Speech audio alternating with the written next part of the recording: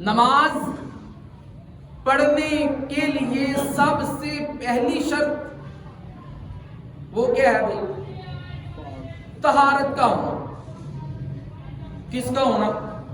طہارت کا ہونا، پاک ہونا، صاف ہونا۔ اور اس طہارت کو، اس پاکی کو وضو کے نام سے کیا کیا جاتا ہے؟ جانا جاتا ہے، تعبیر کیا جاتا ہے۔ وضو کرنے میں کتنے فرض ہیں بھائی؟ کتنے فرض ہیں بھائی؟ 4۔ کتنے فرض ہیں؟ 4 فرض ہیں۔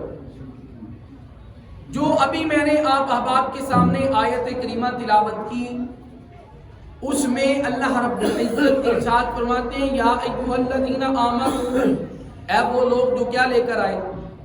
ایمان لے کر آئے۔ اذا قمتم، جب تم ارادہ کرو نماز پڑھنے کا، الی الصلاۃ، نماز کا، تو تم کیا کر لو؟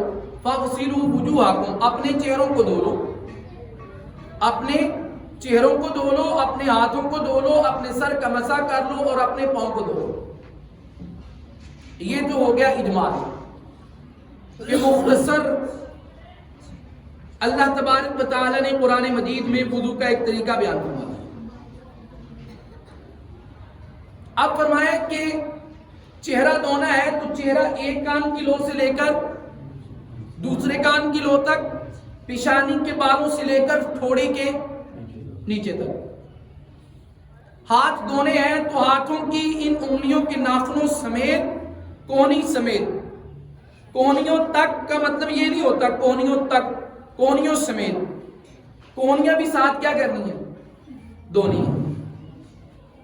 اور نمبر 3 پر سر کا کیا کرنا ہے؟ مسح کرنا ہے۔ اب پورے سر کا مسح کرنا کیا ہے؟ فرض ہے۔ کیا ہے؟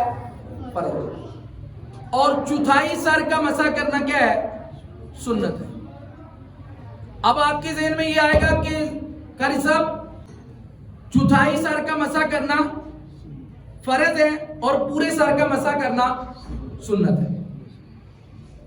اب آپ کے ذہن میں آئے گا کہ فرض کو پورا کرنا چاہیے، سنت کو نہیں کرنا چاہیے۔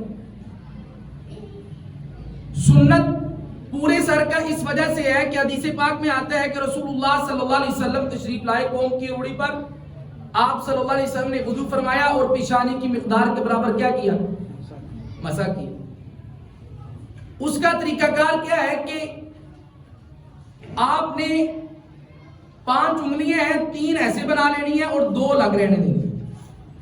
ان 3 انگلیوں سے پیشانی کے جہاں سے بال شروع ہوتے ہیں وہاں سے ان 3 انگلیوں کو پیچھے لے کر چلے گا، اور پھر یہ ہتھیلی ہے اس کو آگے لے کے آ جائے۔ یہ 3 انگلیاں اور آپ کی ہتھیلی کور ہو گئی۔ اب یہ 2 انگلیاں رہ گئی، شہادت کی انگلی اور انگوٹھا۔ اب شہادت کی انگلی کو کان کے اندر اچھی طرح سے، اور جو انگوٹھا ہے اس کو کان کے پیچھے۔ اب پورے سر کا مسح ہو گیا تو فرض تھا چوتھائی سر کا مسح کرنا، تو چوتھائی سر کا مسح درمیان میں ہوا کہ نہیں ہوا؟ ہو گیا۔ اس لیے اگر ہم سنت پر عمل کریں گے تو فرض پر ایٹومیٹکلی کیا ہو جائے گا؟ عمل ہو جائے گا۔ اسی طرح نمبر 4 پر ہے اپنے کس کو دھونا؟ پاؤں کو دھونا۔ اب پاؤں کو دھونا ہے ٹخنوں سمیت، یہ جو دونوں اطراف میں ابری ہوئی ہڈی ہوتی ہے اس کو کیا کہتے ہیں؟ ٹخنے۔ ان ٹخنوں سمیت پاؤں کو دھونا ہے، ٹھیک ہے۔